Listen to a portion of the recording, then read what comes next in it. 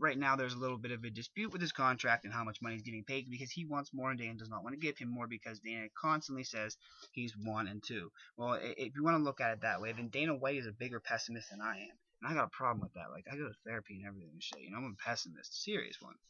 Dana White has to take a look at Nate Diaz's record. Nate Diaz is 18-9 overall and 12-7 in the UFC with one title fight against Benson Henderson, one of the greatest lightweights ever. I don't necessarily agree with that, but the record speaks otherwise. So Nate Diaz is, he's 1-2 in his last three. Yes, that's true, but he also steamrolled through Gomi, Cerrone, Jim Miller to get to the top. And yeah, he was defeated unanimous decision. Came back and Josh Thompson stopped Nate Diaz in the second round of their fight in Thompson's re-debut, re-octagon debut. And then last November, Nate Diaz came back.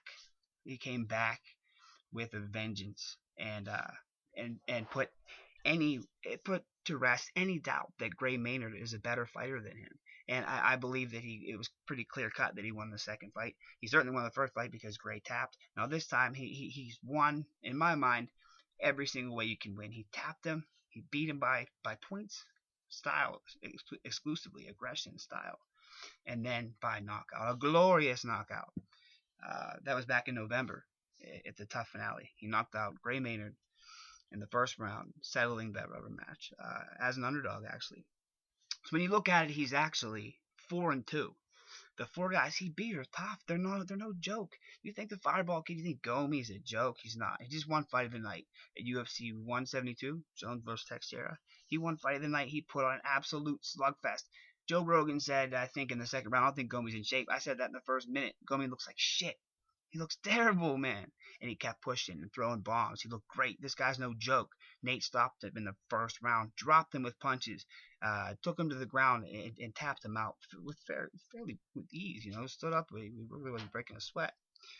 Just push through Gomi. Cerrone, he literally beat him mentally, beat him physically, beat him stylistically, and broke him down as a man inside that cage.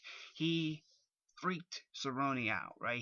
He embarrassed Cerrone. It's an embarrassing fight, Cerrone had some great moments in that fight, but I think it was more Nate's fight, I think it's his most dominant fight to date in the UFC, other than Gomi, who he just kept it on him.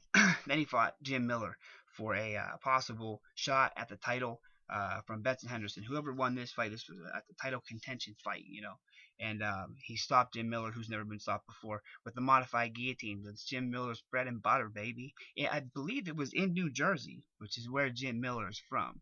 So there's no pressure. This guy has fluidity. He's got cool. He's got suave written all over him, baby. Plus the style of the Diaz brothers. They're not media circus people. They're not crazy. They're not loud. They don't want attention. We want to give them attention, and there's, it's a mystique kind of like Fedor, but it's an American mystique. I don't. You would have to just understand straight from the jump what I mean by American mystique, because there certainly is, that silent.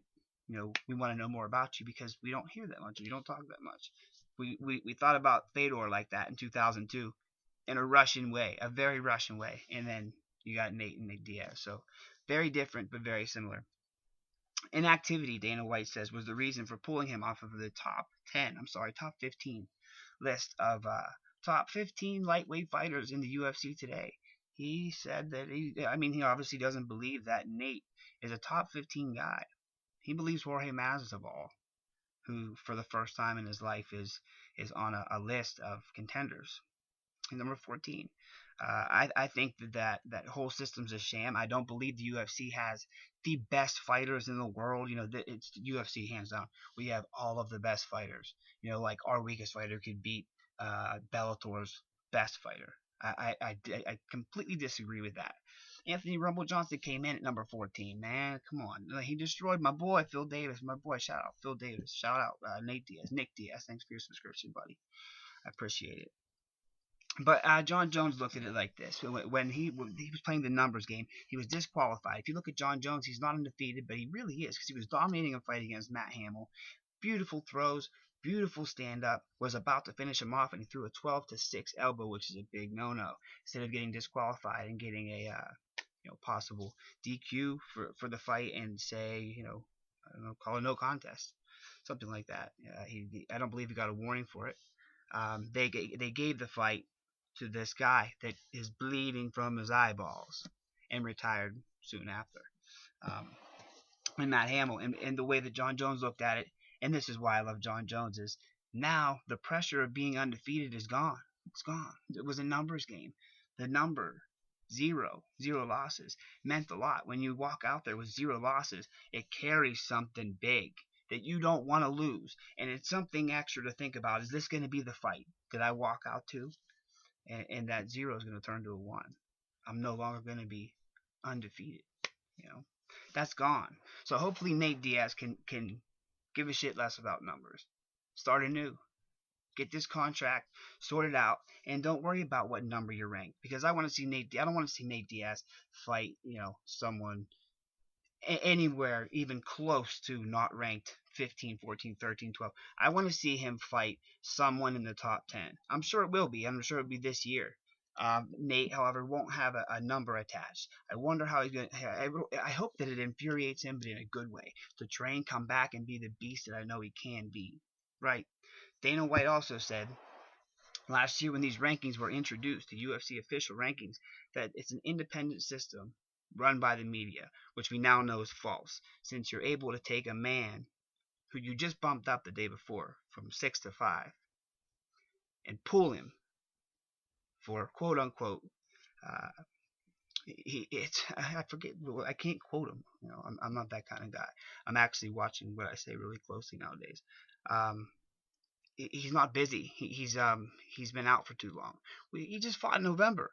He has nothing scheduled. Well, neither does, let's say Josh Thompson. He doesn't have anything scheduled. Gray Maynard has nothing scheduled. Dominic Cruz certainly has nothing scheduled. This man, Dominic Cruz, right, is one of the best in the world. The last time I saw him fight, I think was 2 cars ago. I bought 2 cars since then, and he's still ranked in the bantamweight division. Dude hasn't fought in years. It's ridiculous. I think it's all a big joke. You can Google Jose Aldo saying the exact same thing as me about the ranking system. It's an absolute joke. The ranking system as a whole has now the legitimacy, the integrity of that top 15 has now been, I believe it's been damaged at very least. To me, it was never really real. It's just something kind of cartoony to put up there and maybe boost some fighters' egos, and fans are going to go and look it up, and see who the number 1 and 2 guys are.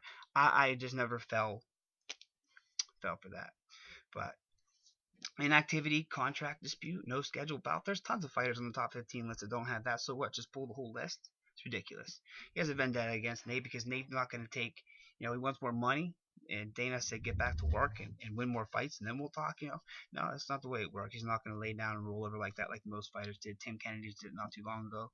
It's not Nate Diaz's way. He's certainly a top 15 fighter. There's no doubt about it. No doubt about it. TJ Grant was also pulled, but he's injured, right? And he's going to be injured for quite some time. Nate Diaz is a very active guy. Trains very hard. It's ridiculous. But let me know what you think about it. Is it going to hurt Nate Diaz? Is he going to get a low-level competitor? I would like to see him against Nurmagomedov, actually. I think that guy is a future title holder. If Nate can't get past Khabib Nurmagomedov, I don't think he's ever going to hold a title.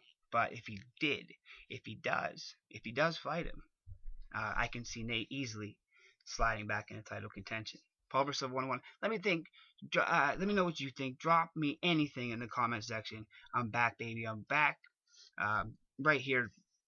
Just something funky I set up because this whole thing went off kind of crazy. And I'm going to be doing everything. I'm going to be dropping odds on you before the bouts, after the bouts. We'll sit and talk about them. I'm going to open up some discussions. Let me know what you think. Should Nate Diaz be rattled by it? Should he be pissed off, go train harder, and go show Dana White how good he really is?